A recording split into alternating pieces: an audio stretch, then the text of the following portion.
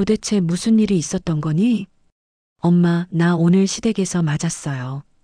세은의 떨리는 목소리를 들은 여경은 즉시 행동에 나섭니다. 찻잔 조각을 치우는 것도 잊은 채 코트를 걸치고 집을 나섭니다. 밤 11시가 넘은 시간이었지만 딸에게 달려가는 어머니의 마음에는 시간이 중요하지 않았죠. 세은아, 엄마가 지금 간다. 움직이지 말고 기다려. 도대체 딸에게 무슨 일이 있었던 걸까요? 왜 그녀는 은퇴한 장군의 이름으로 다시 전투복을 입게 되었을까요? 한 여자의 절규 그리고 한 엄마의 복수. 대한민국을 뒤흔드니 충격적인 실화 이야기 지금 공개합니다. 그 전에 잠깐 1초만 투자해서 구독, 좋아요 버튼을 꾹 눌러주시면 영상 제작에 큰 힘이 됩니다. 지금 바로 시작하겠습니다. 새벽 5시 윤여경은 어김없이 눈을 뜹니다. 66살의 나이에도 몸은 군 복무 시절의 습관을 기억하고 있었죠. 침대에서 일어나 간단히 세수를 마친 후 운동화 끈을 단단히 묶습니다. 아파트 단지를 도는 산책 코스는 이미 그녀의 일상이 되어버렸습니다. 오늘도 날씨가 참 좋네요. 혼자 중얼거리며 걷는 여경의 걸음걸이는 여전히 반듯합니다. 육군 중장까지 오른 첫 여성 3스타, 그 위엄은 저녁 후에도 자연스럽게 풍겨 나오고 있었죠. 하지만 지금의 여경은 그저 평범한 할머니일 뿐입니다. 단지 내 경비원 아저씨도 산책로에서 만나는 이웃들도 그녀의 과거를 모르고 있었습니다. 안녕하세요, 윤 여사님. 오늘도 일찍 나오셨네요. 네, 안녕하세요. 날씨가 좋아서 기분이 좋습니다. 경비원과 주고받는 인사에서도 여경의 정중함이 드러납니다. 계급을 떠나 사람을 대하는 예의는 그녀가 평생에 걸쳐 지켜온 원칙이었죠. 산책을 마치고 돌아온 여경은 부엌에서 김치를 담글 준비를 합니다. 배추를 절이고 고춧가루를 버무리는 일은 그녀에게 새로운 즐거움을 주었습니다. 군 생활 내내 급식소에서 먹던 김치와는 다른 자신만의 손맛을 내는 것이 요즘 가장 큰 보람이었죠. 특히 딸 세은과 손자 주원이 할머니 김치가 세상에서 제일 맛있다고 했을 때의 기쁨은 무엇과도 바꿀 수 없었습니다. 주원이 녀석, 훈련소에서 잘 지내고 있을까요? 냉장고에 붙어 있는 손자 주원의 훈련소 사진을 바라보며 여경은 미소를 짓습니다. 20살 된 손자가 이등병 계급장을 달고 찍은 사진 속 모습은 어색하면서도 늠름해 보였습니다. 군 생활을 해본 사람으로서 훈련소 생활이 얼마나 힘든지 누구보다 잘 알고 있는 여경이었습니다. 처음엔 다들 힘들어합니다. 하지만 금세 적응하겠죠. 혼자 중얼거리며 김치를 버무리는 여경의 손놀림은 숙련되어 있습니다. 저녁 후 배운 요리 솜씨지만 무엇이든 완벽하게 해내려는 성격은 변하지 않았죠. 김치를 담그는 일도 그녀에게는 하나의 작전 수행과 같았습니다. 오후가 되자 여경은 딸 세은에게 전화를 겁니다. 매일 같은 시간 어김없이 걸어오는 안부 전화였죠. 세은아, 밥은 먹었니? 네, 엄마. 점심 먹었어요. 전화기 너머로 들려오는 딸의 목소리는 평소와 같았습니다. 하지만 여경은 미묘한 변화를 놓치지 않았습니다. 목소리에 힘이 없고 대답도 짧았죠. 마치 무엇인가를 숨기려는 듯한 어조였습니다. 회사 일이 많이 바쁜가 보네요. 무리하지 말고 몸 챙겨야 해요. 알겠어요, 엄마. 기훈 씨는 잘 지내고 계시죠? 요즘 회사에서 승진 얘기가 나온다고 하던데. 네, 그냥 다 괜찮아요. 통화는 금세 끝이 났습니다. 여경은 전화기를 내려놓으며 고개를 갸웃거립니다. 뭔가 이상했지만 딸이 먼저 말하기 전까지는 캐묻지 않는 것이 그녀의 방식이었습니다. 하지만 오랜 군 생활로 다져진 직감은 무언가 잘못되었음을 알려주고 있었죠. 저녁 시간 여경은 혼자 차분하게 식사를 합니다. 자신이 담근 김치와 함께 먹는 저녁은 소박하지만 맛있었습니다. 텔레비전에서는 저녁 뉴스가 나오고 있었지만 여경의 관심은 온통 손자 주원에게 향해 있었습니다. 훈련소에서 고생이 많겠네요.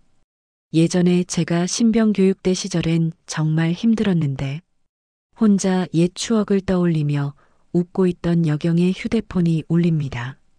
밤 11시가 넘은 시간, 누가 이런 늦은 시간에 전화를 걸었을까요?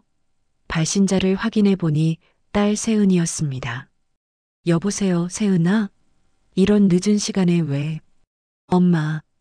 전화기 너머로 들려오는 딸의 목소리는 떨리고 있었습니다. 뭔가 크게 잘못된 것 같았죠. 여경의 표정이 순간 굳어집니다. 엄마, 나 오늘 시댁에서 맞았어요. 아무도 말리지 않았어요. 그 순간 여경의 손에서 차를 마시던 찻잔이 바닥으로 떨어집니다. 우르르 소리를 내며 깨지는 찻잔을 보며 여경의 눈빛이 차가워집니다. 마치 군 복무 시절 작전 명령서를 받았을 때와 같은 표정이었죠. 세은아, 지금 어디에 있니? 여경의 목소리는 평상시와는 완전히 달랐습니다. 냉정하고 단호했죠. 전직 육군 중장의 면모가 서서히 되살아나고 있었습니다. 평온했던 저녁이 순식간에 긴장된 상황으로 바뀌었습니다. 엄마, 나 오늘 시댁에서 맞았어요. 아무도 말리지 않았어요. 세은의 떨리는 목소리를 들은 여경은 즉시 행동에 나섭니다. 찻잔 조각을 치우는 것도 잊은 채 코트를 걸치고 집을 나섭니다. 밤 11시가 넘은 시간이었지만 딸에게 달려가는 어머니의 마음에는 시간이 중요하지 않았죠. 세은아, 엄마가 지금 간다. 움직이지 말고 기다려. 택시 안에서 여경은 딸과 계속 통화를 이어갑니다. 세은은 시댁 근처 편의점에 혼자 앉아 있었습니다. 눈물을 흘리며 엄마를 기다리고 있었죠. 도대체 무슨 일이 있었던 거니? 엄마, 주원이 일 때문에 시댁에 갔는데 시아버지가 갑자기 화를 내시면서 저를 밀쳤어요. 그래서 넘어졌는데 기훈이도 시어머니도 아무 말 안 하고 그냥 보고만 있었어요. 세은의 목소리는 점점 작아집니다.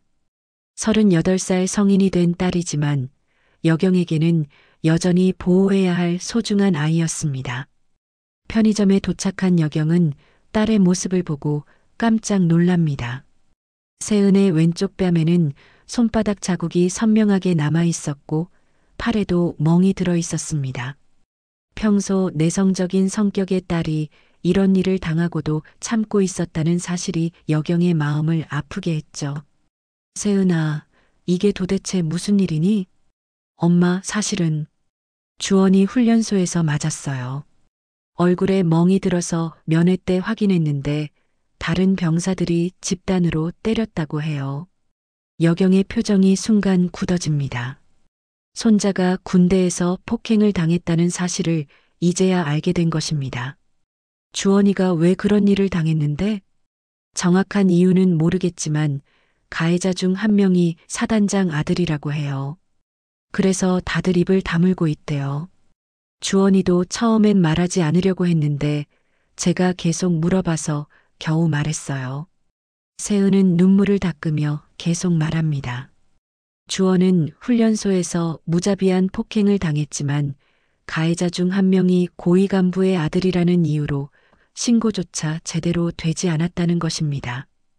그래서 오늘 시댁에서 이 문제를 어떻게 해결할지 이야기했는데 시댁에서 뭐라고 했니? 시아버지가 그런 일로 소란 떨지 말라고 하시면서 기훈이 회사 일에도 영향을 줄 수 있으니까 조용히 넘어가자고 하셨어요. 그런데 제가 그럼 우리 아들은 어떻게 되는 거냐고 말했더니 세은의 목소리가 다시 떨립니다. 시아버지의 폭력은 그 순간 터진 것이었죠. 여자가 나서서 큰 소리 치지 말라면서 저를 밀쳤어요. 그리고 뺨도 때리고 기훈이한테 아내 단속도 못하냐고 소리쳤어요. 여경은 주먹을 꽉 쥡니다. 자신의 딸이 이런 모욕을 당했다는 사실도 분노스럽지만 무엇보다 손자 주원이 군대에서 폭행을 당했다는 소식이 그녀를 더욱 화나게 만들었습니다. 기훈 씨는 뭐라고 했니? 기훈이는 아무 말도 안 했어요.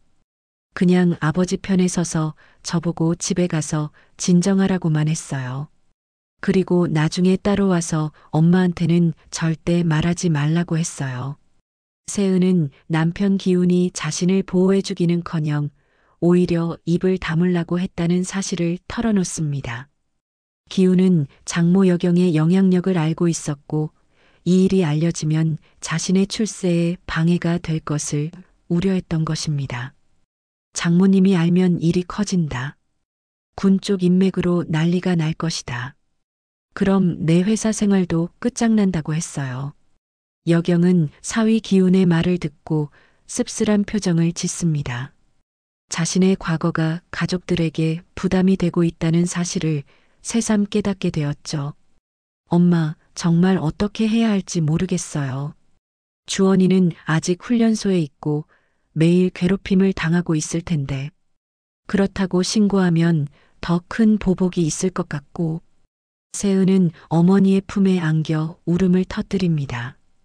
평소 강한 척하려고 애쓰던 딸의 모습이 무너지는 순간이었습니다. 여경은 딸을 꼭 안아주며 마음을 다잡습니다. 지금은 감정에 휩쓸릴 때가 아니었습니다. 냉정하게 상황을 파악하고 대처해야 할 때였죠. 세은아, 주원이 면회 때 찍은 사진 있니? 네, 있어요. 하지만 이런 사진을 찍어서 뭐 하려고? 일단 모든 증거를 수집해야 해요. 그리고 주원이에게 정확한 상황을 다시 물어봐야 하고 여경의 목소리는 점점 결연해집니다. 전직 군인으로서 그리고 할머니로서 절대 넘어갈 수 없는 선이 있었습니다. 엄마, 하지만 정말 괜찮을까요? 기훈이 말처럼 일이 커지면. 세은아, 내가 참으면 주원이는 계속 고통받아야 해요. 그리고 다른 아이들도 똑같은 일을 당할 거고. 이건 우리 가족만의 문제가 아니에요. 여경은 딸의 손을 꼭 잡으며 말합니다. 이미 그녀의 마음속에서는 작전이 시작되고 있었습니다. 엄마가 해결해 줄게요. 주원이도 세은이도 더 이상 고통받게 두지 않을 거예요. 그 순간 여경의 눈빛에는 전직 3스타 장군의 단호함이 되살아나고 있었습니다. 다음 날 아침 여경은 평소보다 일찍 일어났습니다. 밤새 딸과 손자를 생각하며 잠을 제대로 이루지 못했지만 그녀의 눈빛은 오히려 더욱 또렷했습니다. 세은을 자신의 집으로 데려와 재운 후 여경은 오랜만에 옷장 깊숙한 곳을 뒤져봅니다. 이제 다시 꺼낼 때가 왔군요. 손에 잡힌 것은 장교 예복이 아닌 남색 정장이었습니다. 저녁 후 공식 행사에 참석할 때마다 입었던 옷이었죠. 거울 앞에 선 여경의 모습에서는 여전히 군인의 기품이 풍겨 나왔습니다. 엄마, 어디 가세요? 일어난 세은이 어머니의 차림새를 보고 놀라며 물어봅니다. 평소 집에서 편안한 옷차림만 보던 어머니의 모습이 완전히 달라 보였거든요. 일을 시작해야겠어요. 주원이 문제를 제대로 해결하려면 정확한 정보부터 파악해야 해요. 여경은 휴대폰을 들고 전화번호부를 찾아봅니다. 오랫동안 연락하지 않았던 번호들이 하나씩 눈에 들어왔습니다. 그 중에서도 가장 먼저 찾은 번호는 현재 헌병사령관으로 재직 중인 후배였습니다. 여보세요, 김 사령관입니까? 저 윤여경입니다. 아, 선배님, 정말 오랜만입니다. 어쩐 일로 연락을 주셨습니까? 전화기 너머로 들려오는 목소리에는 여전히 후배의 예의가 담겨 있었습니다. 군대에서의 선후배 관계는 전역 후에도 계속 이어지는 것이 관례였죠. 급한 일이 있어서 그러는데 잠깐 만날 수 있을까요? 개인적인 일이지만 중요한 문제입니다. 물론입니다, 선배님. 언제든 시간 내드리겠습니다. 약속을 잡은 여경은 세은에게 상황을 설명합니다. 주원이 사건을 정확히 파악하기 위해서는 공식 채널을 통한 조사가 필요했습니다. 엄마, 정말 괜찮을까요? 기훈이가 알면 화낼 것 같은데. 세은아, 지금 기훈 씨 눈치 볼 때가 아니에요. 주원이가 매일 고통받고 있는데 어떻게 가만히 있을 수 있겠어요? 여경의 목소리는 단호했습니다. 이미 그녀의 마음속에서는 모든 것이 정해져 있었죠. 오후 여경은 헌병사령부 근처 찻집에서 김 사령관과 만났습니다. 오랜만에 만난 후배는 여전히 그녀를 극진히 대했습니다. 선배님, 정말 오랜만입니다. 저녁 후 어떻게 지내고 계셨습니까? 잘 지내고 있어요. 그런데 오늘 부탁할 일이 있어서 이렇게 만나자고 했습니다. 여경은 손자 주원의 상황을 자세히 설명했습니다. 훈련소에서 일어난 집단 폭행 사건, 그리고 가해자 중 한 명이 고위 간부의 아들이라는 사실까지 모든 것을 털어놓았죠. 훈련소 내부 상황을 파악해 볼 수 있을까요? 공식적인 신고는 아니지만 일단 사실관계부터 확인하고 싶어요. 김 사령관의 표정이 심각해집니다. 군 내부의 폭력 사건은 항상 민감한 문제였고 특히 간부 자녀가 연루된 경우에는 더욱 조심스러운 사안이었습니다. 선배님 말씀하신 사건이 사실이라면 당연히 조사해야 합니다. 다만 상대방이 누구인지에 따라 접근 방법이 달라질 수 있습니다. 제가 알기로는 장준태 대령이 그 사단 참모장으로 있다던데 혹시 아십니까? 김 사령관의 표정이 미묘하게 변합니다. 장준태라는 이름을 들은 순간 무언가 복잡한 감정이 스쳐 지나갔죠. 장준태 대령. 네, 알고 있습니다. 그런데 선배님, 그 사람과는 어떤 관계이신가요? 예전에 같이 근무했던 적이 있어요. 왜 그런 표정을 하죠? 김 사령관은 잠깐 주저하다가 입을 엽니다. 선배님, 장준태 대령은 요즘 군 내부에서 좀 말이 많은 사람입니다. 부대 운영을 둘러싸고 몇 가지 의혹이 있어서. 어떤 의혹인가요? 정확한 건 말씀드릴 수 없지만 인사 문제나 예산 관련해서 불투명한 부분이 있다고 들었습니다. 그리고 민간인과의 유착 의혹도 있고요. 여경은 김 사령관의 말을 듣고 상황이 단순하지 않다는 것을 깨닫습니다. 손자의 사건 뒤에 더 큰 문제가 숨어 있을 가능성이 높았죠. 그럼 이 사건을 조사하는 것이 쉽지 않겠네요. 선배님, 저희가 최대한 도와드리겠습니다. 다만 공식적인 절차를 밟아야 하고 시간이 좀 걸릴 수 있습니다.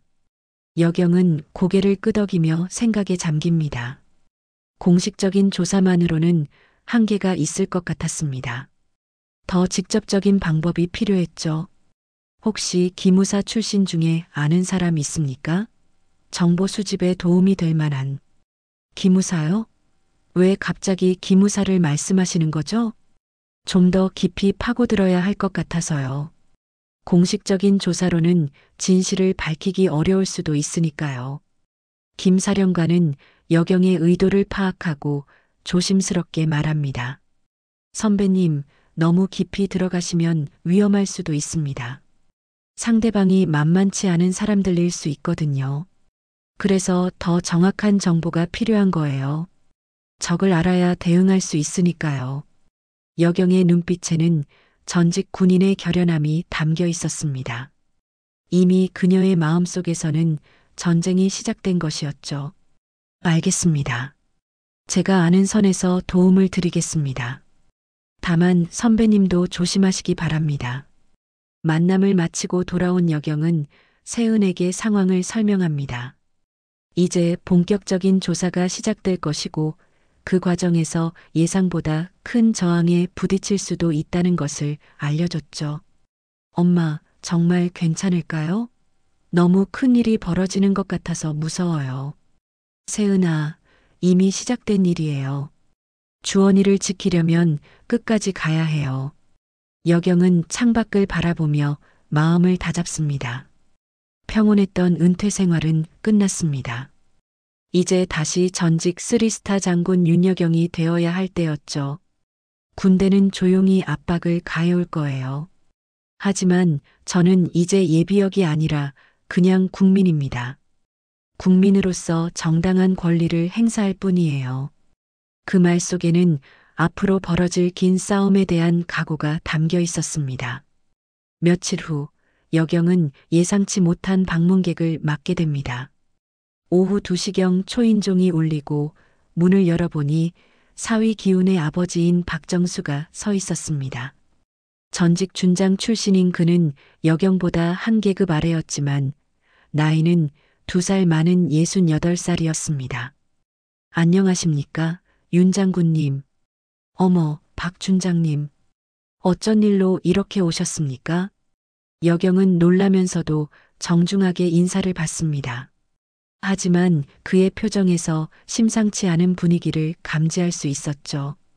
박정수는 평소와 달리 굳은 표정을 하고 있었습니다. 잠깐 이야기할 일이 있어서 왔습니다. 들어가도 될까요? 네, 물론입니다. 들어오세요. 거실로 안내받은 박정수는 차를 거절하고 바로 본론으로 들어갑니다. 그의 태도는 평소의 예의 바른 모습과는 사뭇 달랐습니다. 윤 장군님, 요즘 군 쪽에서 이상한 소문이 돌고 있더군요.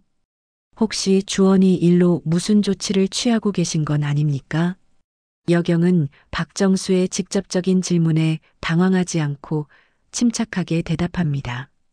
주원이가 훈련소에서 부당한 대우를 받았다고 해서 사실관계를 파악하고 있습니다. 당연한 일 아닙니까? 그게 말이죠. 애 하나 병신 만드는 게 뭐 대수입니까? 우리도 그렇게 컸고 군대라는 게 원래 그런 곳 아닙니까? 박정수의 말을 들은 여경의 뺨이 떨립니다. 손자를 병신이라고 표현한 것도 충격적이었지만 군대 내 폭력을 당연시하는 태도가 더욱 분노를 자아냈죠. 박 준장님, 그런 말씀은 하지 마십시오. 주원이는 제 소중한 손자입니다. 아, 그럼 이렇게 생각해 보시죠. 이 일을 계속 파고들면 결국 손해보는 건 우리 가족입니다. 기훈이 회사에서의 입지도 그렇고 주원이 앞으로 사회생활 하는데도 영향을 줄 수 있어요. 박정수는 여경의 감정적 반응을 무시하고 계속 자신의 논리를 펼쳐나갑니다. 그에게는 이 모든 상황이 단순한 계산의 문제였습니다. 더구나 상대가 누구인지 아십니까? 사단장 아들이에요. 그 집안과 척을 져서 좋을 게 뭐가 있겠습니까? 그렇다면 주원이의 상처는 누가 책임집니까? 아이가 당한 고통은 어떻게 하고요? 여경의 목소리에 분노가 스며들기 시작합니다. 하지만 박정수는 전혀 개의치 않는 듯 계속 말을 이어갑니다. 윤 장군님, 솔직히 말씀드리죠.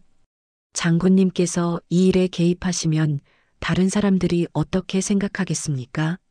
역시 군 출신 여자들은 다르다.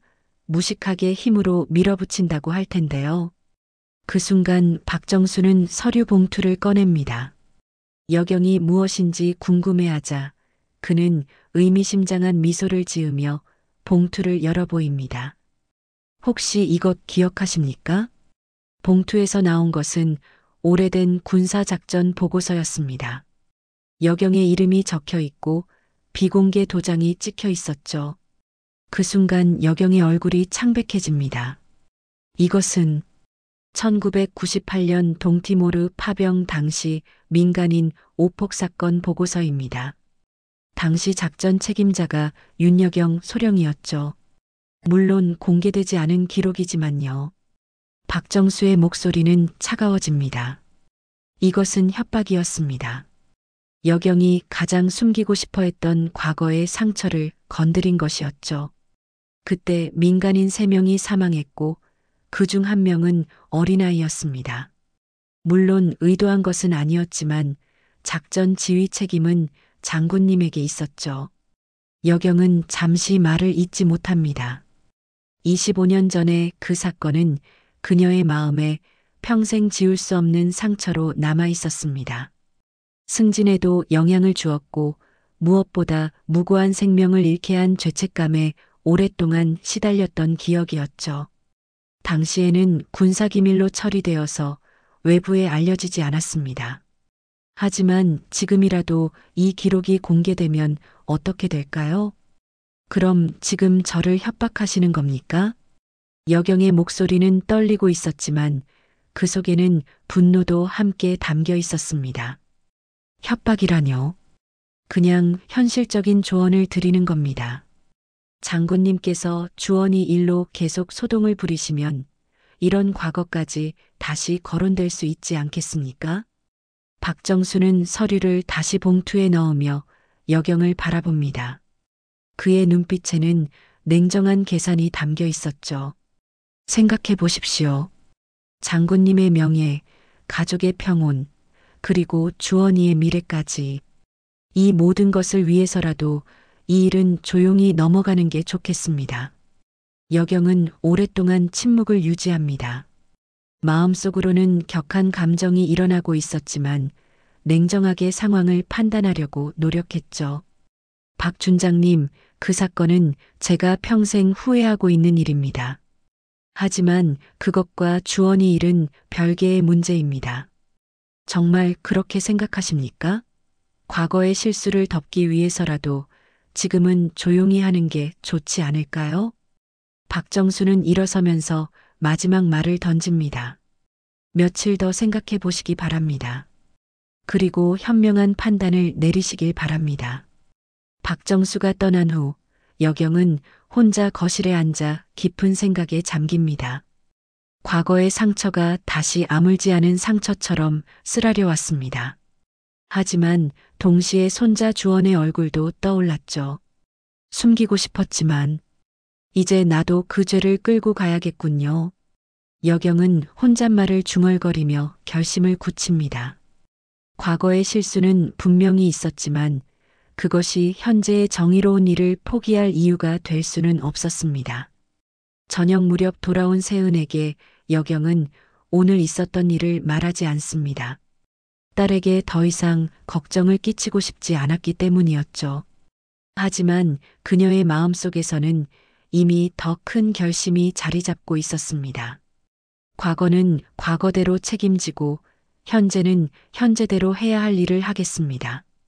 그날 밤 여경은 오랫동안 잠들지 못했습니다. 하지만 그녀의 눈빛에는 흔들리지 않는 의지가 담겨 있었습니다. 박정수와의 만남 이후 일주일이 지나자 여경은 상황이 예상보다 훨씬 심각하다는 것을 깨닫게 됩니다. 김 사령관에게서 걸려온 전화는 그녀의 우려를 현실로 만들어버렸습니다. 선배님, 죄송한 말씀을 드려야겠습니다. 주원 병사 사건을 담당하던 헌병 수사관이 갑자기 전보 명령을 받았습니다. 전보요? 갑자기요? 네, 어젯밤 긴급 전보 명령이 내려왔습니다. 다른 부대로 즉시 발령이 났어요. 그래서 사건 담당자가 바뀌게 되었습니다. 여경은 전화를 들으며 이상함을 느낍니다. 사건 조사가 시작된 지 얼마 되지 않았는데 담당자가 바뀐다는 것은 분명히 외부의 압력이 있었다는 의미였죠. 새로 배정된 담당자는 누구입니까? 그게 아직 정해지지 않았다고 합니다. 당분간 사건 조사는 보류 상태가 될 것 같습니다. 여경은 이 모든 것이 우연의 일치가 아니라는 것을 직감합니다. 누군가가 의도적으로 사건을 무마시키려고 하고 있었던 것입니다. 알겠습니다. 다른 방법을 찾아보겠습니다. 전화를 끊은 여경은 즉시 세은에게 연락합니다. 주원의 병원 기록을 확인하자고 했지만 세은에게서 돌아온 답변은 더욱 충격적이었습니다. 엄마, 이상해요. 주원이 면회 갔을 때 찍은 사진들이 병원 기록에서 사라졌어요. 사라졌다고요? 네, 분명히 면회 때 의무병한테 보여주고 기록을 남겼다고 했는데 지금 확인해 보니 그런 기록이 없다고 해요. 심지어 그날 의무병도 다른 곳으로 전속되었다고 하고요. 세은의 목소리에는 당황스러움이 가득했습니다. 증거가 하나씩 사라지고 있다는 사실이 현실감 없게 느껴졌죠. 그럼 훈련소 내부 CCTV는 어떻게 됐죠? 그것도 확인해 봤는데 그날 해당 구역의 카메라가 고장이었다고 해요. 수리 중이었다고 하니까 영상이 없대요. 여경은 모든 증거가 체계적으로 사라지고 있다는 것을 깨닫습니다. 이것은 단순한 우연이 아니라 조직적인 은폐 작업이었습니다. 세은아, 주원이에게 직접 전화해서 자세한 얘기를 들어보자. 네, 엄마. 주원이한테 연락해 볼게요. 하지만 주원에게서 들은 이야기는 더욱 절망적이었습니다. 훈련소 내에서 주원을 둘러싼 분위기가 완전히 바뀌어 있었던 것입니다. 할머니, 요즘 다른 병사들이 저를 이상하게 봐요. 그리고 간부들도 저만 보면 따로 불러서 쓸데없는 말하지 말라고 해요. 주원의 목소리는 작고 떨렸습니다. 20살 청년이 감당하기에는 너무 큰 압박이었죠. 주원아, 할머니가 도와줄 테니까 너무 걱정하지 마. 하지만 할머니, 저 때문에 가족들이 고생하는 것 같아서 죄송해요. 그냥 참고 견딜게요.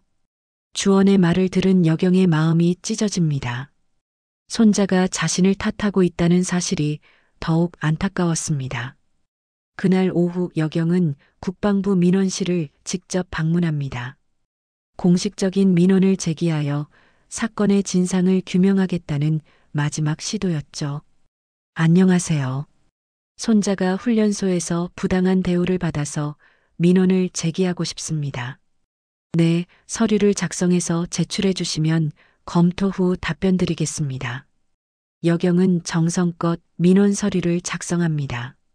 주원이 당한 폭행 사건의 경위, 증거 자료 목록, 그리고 현재까지의 은폐 시도에 대한 모든 내용을 상세히 기록했죠. 꼼꼼히 작성해 주셨네요. 처리 결과는 일주일 후에 연락드리겠습니다.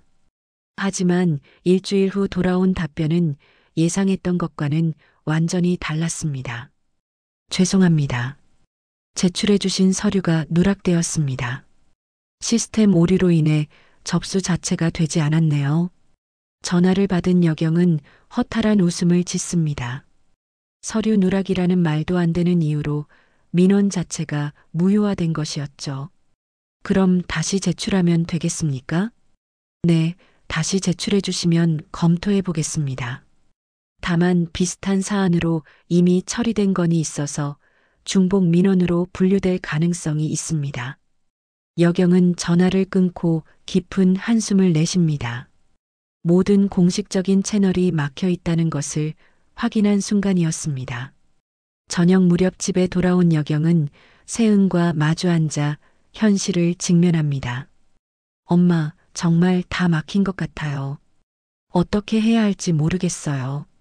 세은의 목소리에는 절망감이 가득합니다. 처음에는 어머니의 영향력으로 쉽게 해결될 것이라고 생각했지만 상대방의 조직력과 권력이 예상보다 훨씬 컸던 것입니다. 엄마, 그냥 잊어요. 주원이만 다치지 않으면 돼요. 이미 충분히 노력했으니까. 하지만 여경은 딸의 말에 단호하게 고개를 저었습니다. 세은아, 우리가 포기하면 주원이한테 뭐라고 말할 건가요? 잘못을 당해도 참고 살아라고 할 건가요? 여경은 밤새 딸에게 자신의 생각을 전합니다. 이 싸움이 단순히 주원 개인의 문제가 아니라는 것을 설명했죠. 주원이한테 그런 말을 가르칠 순 없어요. 우리가 먼저 무너지면 안 돼요. 그럼 다른 아이들도 똑같은 일을 당하게 될 거예요. 세은은 어머니의 말을 들으며 눈물을 흘립니다. 포기하고 싶은 마음과 끝까지 싸워야 한다는 마음 사이에서 갈등하고 있었죠. 하지만 엄마, 우리가 이길 수 있을까요? 상대방이 너무 강해 보여요. 이기고 지는 게 중요한 게 아니에요. 옳은 일을 하고 있다는 게 중요한 거예요. 여경은 창밖의 어둠을 바라보며 마음을 다잡습니다. 모든 공식적인 길이 막혔다면 이제는 다른 방법을 찾아야 할 때였습니다. 세은아, 내일부터 다른 방법을 시도해 볼 거예요. 혼자서는 안 되겠어요. 도움을 청해야겠어요. 누구한테요? 오랫동안 연락하지 않았던 사람들한테요. 진짜 전우들 말이에요. 여경의 눈빛에는 새로운 결심이 담겨 있었습니다. 절망적인 상황이었지만 그녀는 포기할 생각이 없었습니다. 다음 날 아침 여경은 오랫동안 열어보지 않았던 서랍을 엽니다. 그 안에는 군 복무 시절의 추억들이 가득 담겨 있었죠. 동기들과 찍은 사진, 저녁식 때 받은 기념품들, 그리고 가장 소중한 것은 특전사 시절 함께했던 전우들의 연락처가 적힌 낡은 수첩이었습니다. 정말 오랜만이네요. 여경은 수첩을 넘기며 한 명 한 명의 얼굴을 떠올립니다. 함께 혹독한 훈련을 받고 위험한 임무를 수행했던 동지들이었죠. 군대에서 몇 안 되는 여성 간부로서 서로 의지하며 지냈던 소중한 인연들이었습니다. 첫 번째로 전화를 건 사람은 현재 언론계에서 일하고 있는 김미선이었습니다. 특전사 출신으로 전역 후 기자가 된 특이한 경력의 소유자였죠. 여보세요, 미선 씨입니까? 저 윤여경입니다. 어머, 언니. 정말 오랜만이에요. 어떻게 지내셨어요? 잘 지내고 있어요. 그런데 부탁할 일이 있어서 연락했어요. 여경은 김미선에게 주원의 상황을 자세히 설명했습니다. 훈련소에서 일어난 폭행 사건부터 현재까지의 은폐 시도까지 모든 것을 솔직하게 털어놓았죠. 언니, 정말 심각한 문제네요. 요즘 군 내부 폭력 문제가 사회적 이슈가 되고 있는데 이런 사건이 또 있었다니. 미선 씨, 혹시 이 문제를 기사로 다룰 수 있을까요? 공식적인 채널은 모두 막혀 있어서. 김미선은 잠시 생각에 잠깁니다. 언론인으로서 공익성이 있는 사건이라는 것은 분명했지만 상대방의 영향력을 고려하면 쉽지 않은 결정이었죠. 언니, 일단 자료를 정리해서 보내주세요. 우리 편집장과 상의해 보겠어요. 다만 확실한 증거가 있어야 기사화가 가능할 것 같아요. 알겠어요. 최대한 자료를 모아서 보내드릴게요. 두 번째로 연락한 사람은 현재 국회의원으로 활동하고 있는 이지은이었습니다. 여경이 특전사 시절 어려운 상황에서 보호했던 후배로 전역 후 법대에 진학해 정치인이 된 케이스였죠. 선배님, 정말 반갑습니다. 어떻게 지내고 계셨어요? 잘 지내고 있어요. 지은 씨 의정활동 소식 뉴스로 잘 보고 있어요. 자랑스러워요. 감사합니다, 선배님. 그런데 오늘은 어떤 일로 연락 주셨나요? 여경은 이지은에게도 같은 이야기를 반복합니다. 하지만 이번에는 정치적인 접근 방법에 대해서도 조언을 구했죠. 선배님, 이 문제는 국정감사에서도 다룰 수 있는 사안이에요. 특히 군 내부 폭력과 은폐 시도는 중요한 이슈거든요. 그럼 도움을 받을 수 있을까요? 물론입니다. 선배님께서 저를 도와주셨던 것처럼 이번에는 제가 도와드릴 차례죠. 이지은은 즉시 구체적인 행동 계획을 제시합니다. 일단 국정감사 자료 요청을 통해 해당 부대의 훈련소 운영 실태를 조사해 보겠어요. 그리고 국방위원회 소속 의원들과도 상의해서 문제를 공론화시켜 보겠습니다. 세 번째로 연락한 사람은 현재 변호사로 활동하고 있는 박영희였습니다. 군 법무관 출신으로 전역 후 민간에서 변호사 개업을 한 케이스였죠. 언니, 이 사건은 법적으로도 충분히 문제가 될 수 있어요. 폭행죄는 물론이고 증거인멸과 직권남용까지 여러 가지 혐의를 적용할 수 있거든요.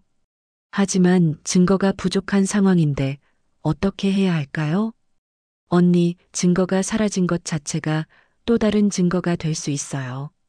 이렇게 체계적으로 증거가 인멸된다는 것은 조직적인 은폐가 있었다는 것을 방증하는 거거든요. 박영희는 구체적인 법적 대응 방안을 제시합니다. 민사소송과 형사고발을 동시에 진행할 수 있어요. 그리고 언론과 국정감사가 함께 진행되면 상당한 압박을 가할 수 있을 거예요.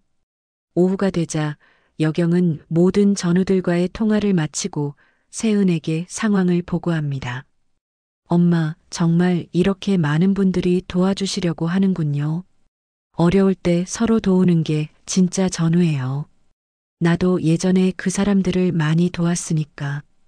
그날 저녁 김미선에게서 전화가 걸려옵니다.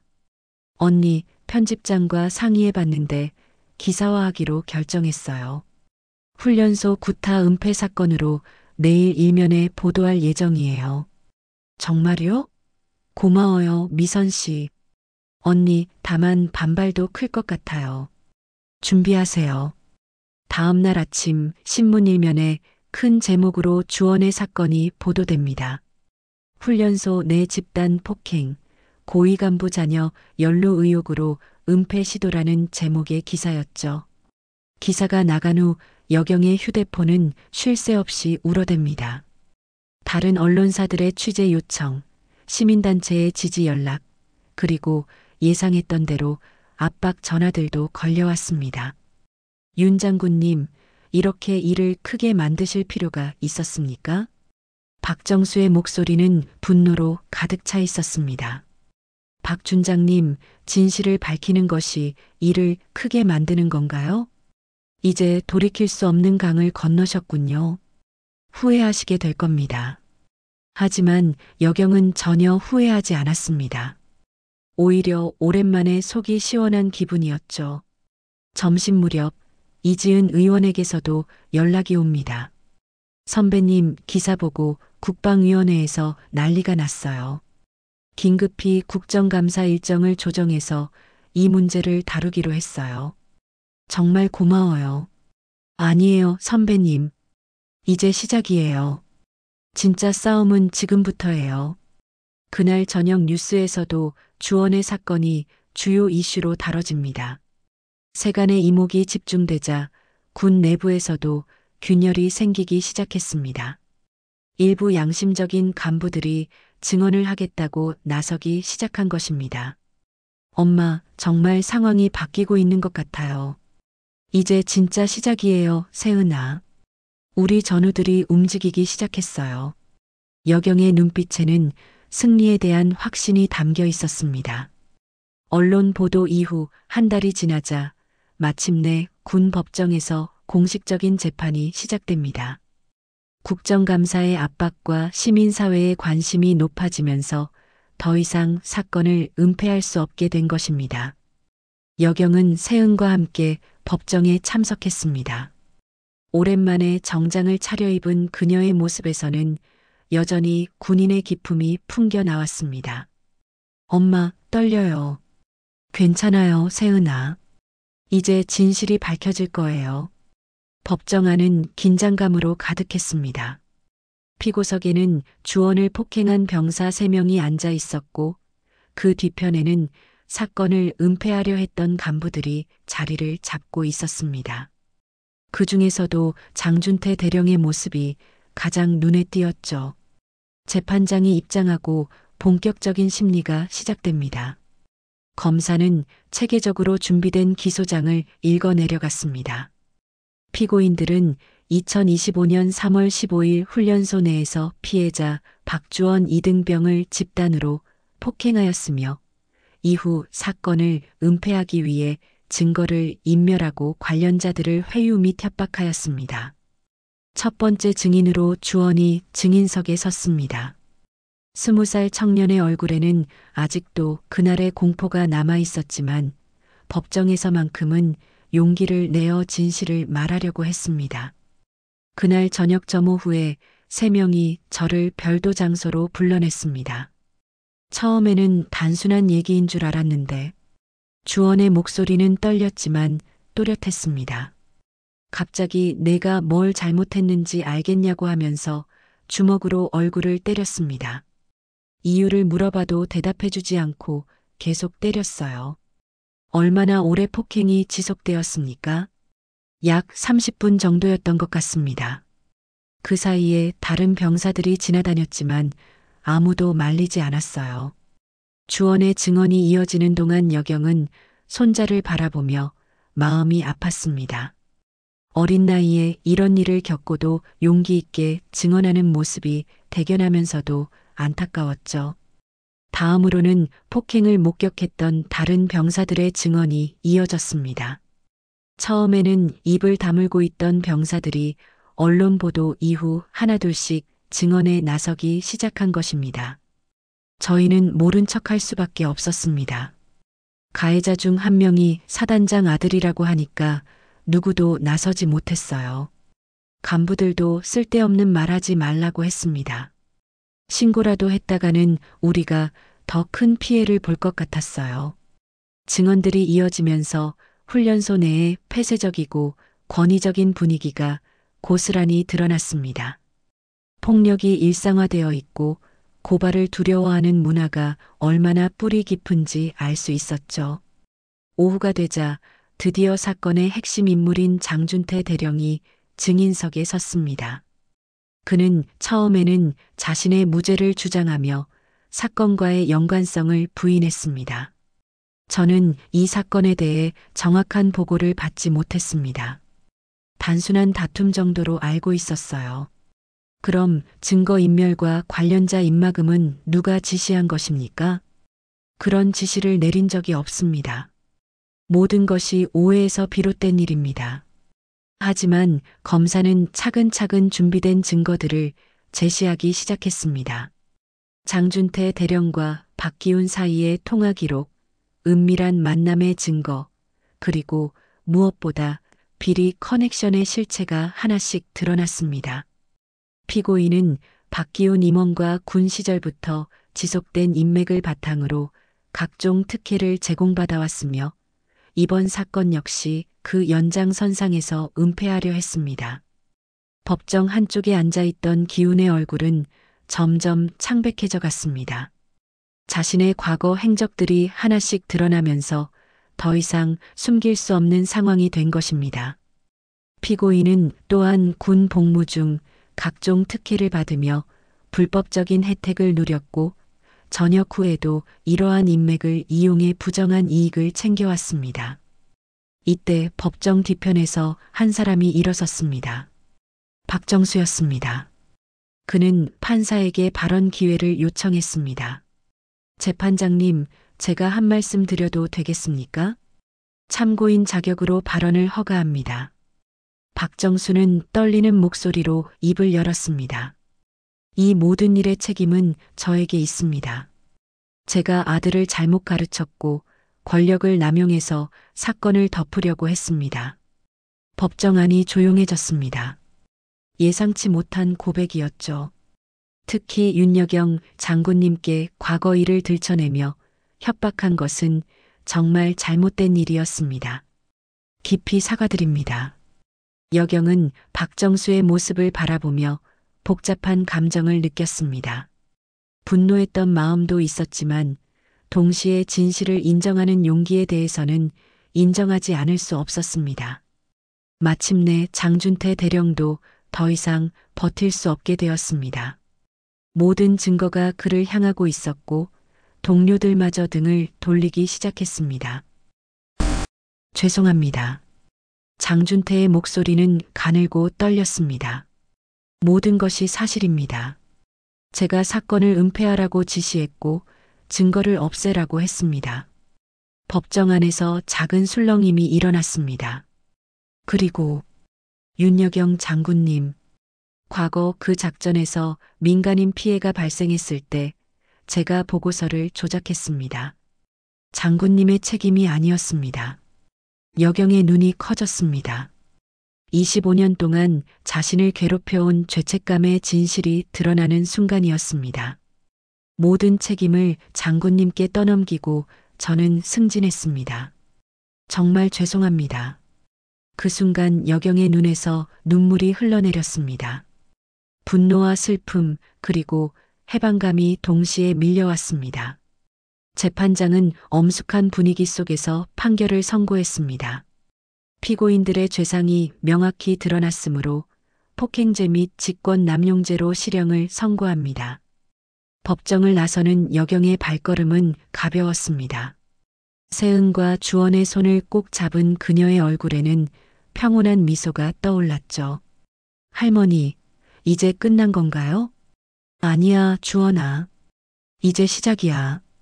진짜 정의로운 세상을 만드는 일이 이제 시작인 거야. 재판이 끝난 지 6개월이 지났습니다. 여경은 다시 평범한 일상으로 돌아왔지만 그녀의 삶에는 새로운 의미가 생겨났습니다. 아침 산책을 마치고 돌아온 여경은 우편함에서 여러 통의 편지를 발견합니다. 전국에서 온 감사 인사와 상담 요청들이었죠. 할머니, 또 편지가 많이 왔네요.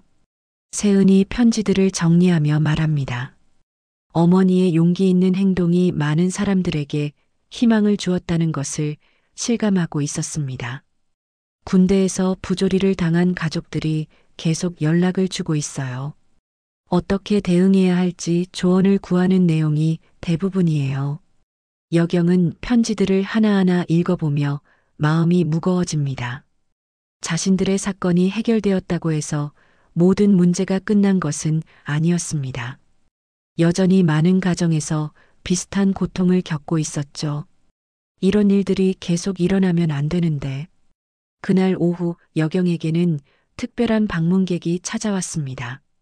국회에서 국가유공자 후손 보호법 제정을 추진하고 있는 이지은 의원이었습니다. 선배님, 그동안 많은 변화가 있었어요.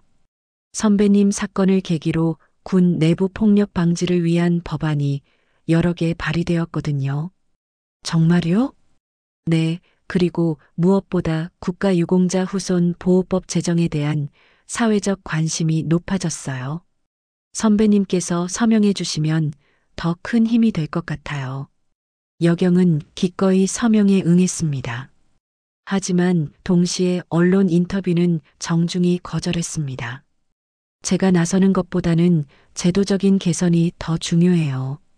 개인적인 관심보다는 시스템의 변화에 집중해 주셨으면 좋겠어요. 이지은은 여경의 뜻을 이해하며 고개를 끄덕였습니다. 진정한 리더십이란 무엇인지를 다시 한번 배우는 순간이었죠. 시간이 흘러 가을이 되었습니다. 마침내 주원의 제대 날이 다가왔습니다. 여경은 일찍부터 준비를 시작했습니다. 손자가 가장 좋아하는 꽃다발을 사고 집에서는 주원이 그리워했던 할머니표 김치찌개를 끓였죠. 엄마, 주원이가 정말 많이 변했을 것 같아요. 그럼요. 힘든 일을 겪고 이겨낸 아이니까요. 제대 당일 여경과 세은은 부대 정문 앞에서 주원을 기다렸습니다. 다른 가족들과 함께 서 있는 여경의 모습은 여느 할머니와 다르지 않아 보였습니다. 하지만 그녀의 눈빛에는 특별한 자부심이 담겨 있었죠. 할머니, 주원이 부대 정문을 나서며 할머니를 향해 뛰어옵니다. 몇 달 사이 더욱 늠름해진 모습이었지만 할머니를 보는 눈빛은 여전히 어린아이 같았습니다. 주원아, 고생 많았어요. 여경은 손자를 꼭 안아주며 눈물을 참습니다. 그동안 얼마나 많은 걱정을 했는지 아는 사람은 본인뿐이었죠. 할머니, 정말 감사해요. 할머니가 아니었으면 저는 됐어요. 이제 다 끝난 일이에요. 집으로 돌아가는 차 안에서 주원은 할머니에게 진심 어린 이야기를 털어놓습니다. 할머니, 사실 처음에는 원망스러웠어요. 왜 일을 크게 만드셨나 싶었거든요. 여경은 손자의 솔직한 마음을 조용히 들어줍니다. 하지만 나중에 깨달았어요. 제가 참고 넘어갔다면 다른 후배들도 똑같은 일을 당했을 거라는 거요. 그래요, 주원아. 그걸 아는 게 중요해요. 할머니, 저녁하면 헌병 가고 싶어요. 정의로운 사람이 되고 싶어서요. 주원의 말을 들은 여경은 환한 미소를 지었습니다. 손자가 이 모든 시련을 통해 진정한 용기가 무엇인지 깨달았다는 것을 알 수 있었죠. 좋아요. 그럼 우리 두 번째 작전은 그거네요. 두 번째 작전이요? 주원이가 정말 정의로운 헌병이 되는 것. 그리고 할머니는 주원이를 도와서 더 좋은 군대를 만드는 것. 저녁 식탁에서 온 가족이 함께 모였습니다. 기훈은 재판 이후 많이 달라진 모습이었습니다. 회사에서의 입지는 예전보다 어려워졌지만 가족에 대한 태도는 확실히 변화했죠. 어머님, 그동안 정말 죄송했습니다. 그리고 감사합니다. 이제 됐어요. 앞으로만 생각해요. 기훈은 진심으로 고개를 숙였습니다. 장모의 용기를 통해 자신이 얼마나 잘못된 생각을 하고 있었는지 깨달았던 것입니다. 앞으로는 주원이가 자랑스러워할 수 있는 아버지가 되겠습니다. 며칠 후 여경은 조용히 헌병사령부를 찾았습니다. 김 사령관과의 약속이 있었기 때문이었죠. 선배님, 주원 병사 전역 축하드립니다. 고마워요. 그동안 많은 도움을 받았어요. 아닙니다.